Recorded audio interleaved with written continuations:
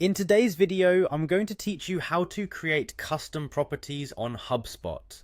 For those who may not be familiar, Hubspot is a powerful tool designed to help businesses manage their marketing, sales, and service dynamics. Custom properties in HubSpot allow you to tailor the platform specifically to your business needs, enhancing data analysis and reporting capabilities. So let's dive right in and make your HubSpot experience uniquely yours. First things first, open your web browser and head over to the HubSpot homepage. It's always a good idea to bookmark this page for easy access in the future. Once you're on the homepage, you'll want to locate the Login button. It's usually situated in the top right corner of the screen. Go ahead and click on that to enter your login credentials. After logging in, you'll be directed to your HubSpot home. Take a moment here to get familiar with the layout if you haven't already. It's important to feel comfortable navigating through various sections as you start customizing your properties. From your homepage, look toward the top right corner for the settings icon. Clicking on settings will open up a new window packed with various customization options for your account.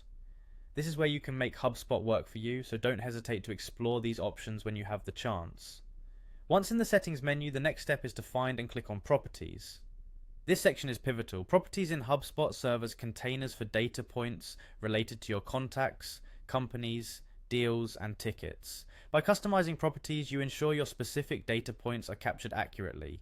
Now it's time to create your very own custom property. You'll see an option that says Create Property. Click on this and a new window will appear, prompting you to specify details about the new property you want to create.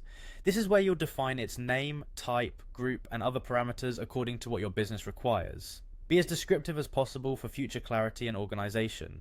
Custom properties can play a crucial role in sorting and filtering your data, so take some time to think about how you want your data segments to appear and function. Once you've filled out the necessary information and triple checked that everything is in order, don't forget to save it. And there you have it, folks. You've just created a custom property in HubSpot.